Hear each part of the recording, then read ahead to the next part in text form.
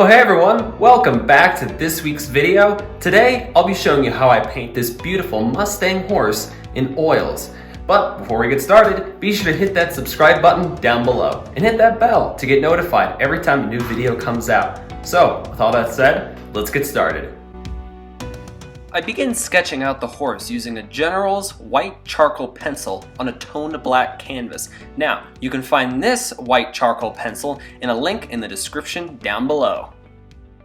I begin laying down thick paint with a large filbert brush using a mixture of burnt sienna, Naples yellow, titanium white, and a little bit of quinacridone magenta and cadmium lemon. And since we're in the blocking stage of this painting, I'm using Winsor & Newton Liquid Original as my medium, and this significantly helps with the drying time of the painting. And you can find that in the link in the description down below.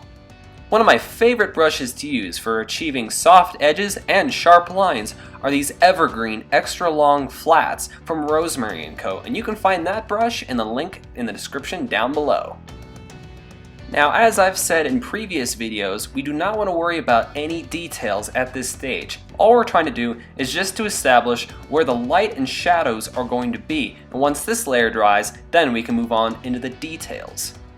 Another very versatile brush I really enjoy using is the Ivory Dagger. Now this brush is so versatile in the ways you can use it. You can make a fine point with it, and you can also cover a large amount of surface area very quickly.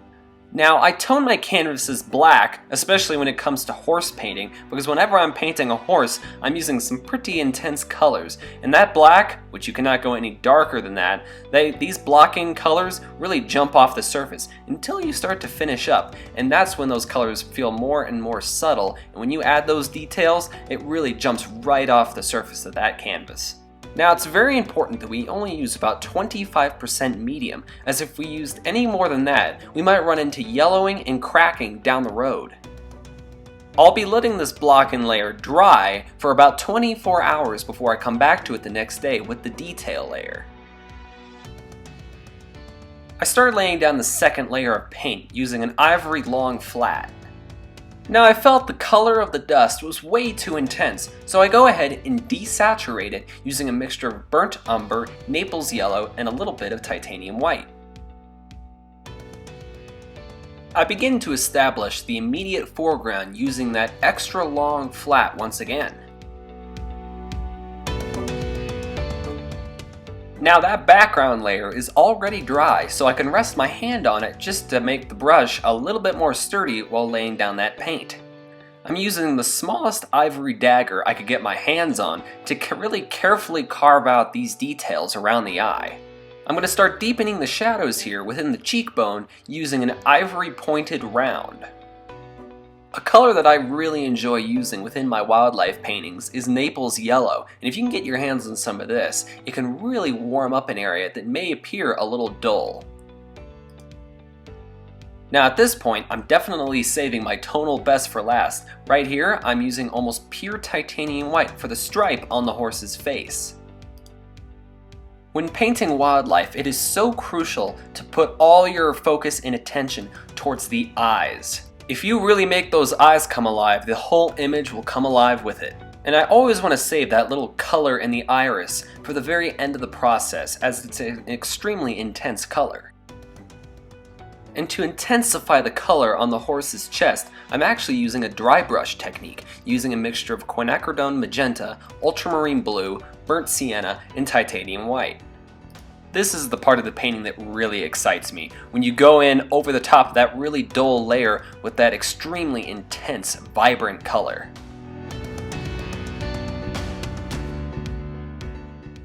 I mix an extremely intense color for the chest using that ivory round, using a mixture of titanium white and Naples yellow with just a little bit of yellow ochre.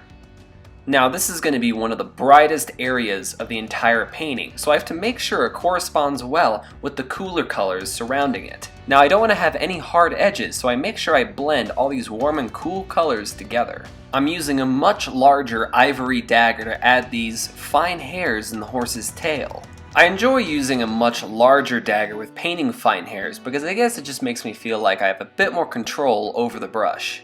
I'm using pure ultramarine blue and burnt umber to create these thin, fine hairs. And since his hind leg is a little further back and kind of obscured by dust, I'm using an ivory round once again to kind of blend the colors together, as well as adding these sharp blue highlights. Begin adding these intense blue colors on the horse's leg using a mixture of quinacridone magenta, ultramarine blue, titanium white, and cobalt teal.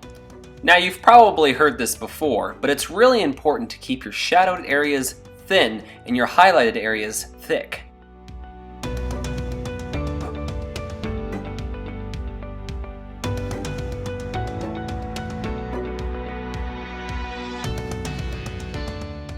Now these hooves are in need of some serious attention, so I mix ultramarine blue, titanium white, Naples yellow, and burnt umber. It's essentially mud. And then I take some of the warmer colors that I've been working with the rest of the horse's body and bring it down to the hooves and blend it over the top of that layer. Now I absolutely love painting horses, but it is an incredibly tough subject to tackle, so it's absolutely vital that we get the anatomy correct in the drawing stages before we move into the painting. And for the most warm and intense areas within the horse's body and face, I mix quinacridone magenta and cadmium lemon, and this creates an extremely strong and vibrant color. And I also add some burnt sienna, just to desaturate it a little bit. We're finally starting to get to the end of the process, so I go ahead and add the final little details in the horse's mane. Slowly but surely, I add the finest highlights within the immediate foreground, and with that, I think I'm ready to call this painting finished.